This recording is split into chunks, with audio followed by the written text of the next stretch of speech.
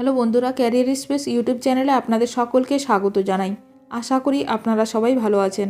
আজকে এই মুহূর্তে শিক্ষক নিয়োগ সংক্রান্ত যে সবচেয়ে গুরুত্বপূর্ণ আপডেট উঠে এসেছে, বিস্তারিত সেই সম্পর্কে আলোচনা করব। তাই ভিডিওটি অবশ্যই শেষ পর্যন্ত দেখবেন নিয়োগ সংক্রান্ত অনেক নতুন নতুন আপডেট পাওয়ার জন্য। বন্ধুরা, শিক্ষা সংক্রান্ত ও চাকরি সংক্রান্ত সমস্ত রকমের লেটেস্ট আপডেট আপনারা এই চ্যানেলে পাবেন। তাই চ্যানেলটি এখনই সাবস্ক্রাইব করে রাখবেন এবং পাশে থাকা বেল আইকনটিকে অবশ্যই প্রেস করে রাখবেন পরবর্তী সমস্ত রকম লেটেস্ট আপডেটগুলো সবার আগে পাওয়ার জন্য। 19,000 শিক্ষক ও শিক্ষাকর্মীকে দেওয়া অবৈধ তকমা প্রত্যাহারের দাবিতে সরব শিক্ষানুরাগী ঐক্যমঞ্চ।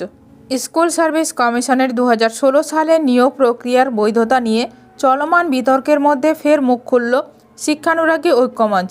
সংগঠনের সাধারণ সম্পাদক কিঙ্কর অধিকারী স্পষ্ট ভাষায় জানিয়েছেন, প্রমাণের আগে শুধুমাত্র অনুমানের ভিত্তিতে কাউকে অবৈধ তকমা সেটে দেওয়া চলবে না।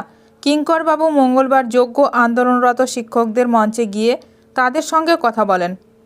কিঙ্কর অধিকারী বলেন, প্রমাণের আগে অনুমানের ভিত্তিতে এসএসসি 2016 প্রায় 19,000 শিক্ষক ও শিক্ষাকর্মীকে দেওয়া অবৈধ তকমা প্রত্যাহারের নির্দেশ দিয়ে রীতিমর্যাদা ফিরিয়ে দেওয়া হোক। তারপর প্রামাণ্য তথ্যের ভিত্তিতে চূড়ান্ত বিচারে যারা অবৈধ তাদের বাতিল করা হোক।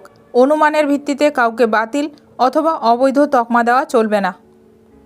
প্রমাণের ভিত্তিতে চূড়ান্ত সিদ্ধান্ত।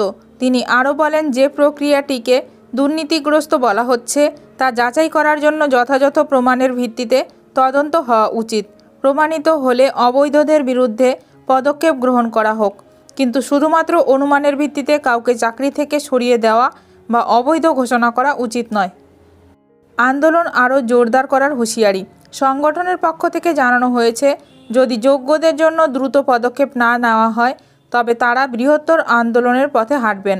কোনোভাবেই যোগ্যদের চাকরি থেকে হাঁটানো যাবে না।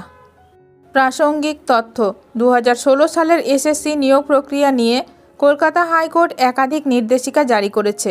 আদালত প্রায় 26,000 শিক্ষক এবং শিক্ষাকর্মীর চাকরি বাতিল করে।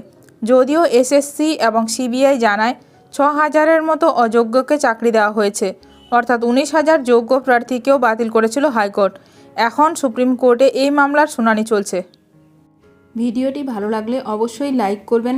আজকের ভিডিওটি এখানেই শেষ করলাম। নতুন কোনো আপডেট নিয়ে দেখা হবে নেক্সট ভিডিওতে।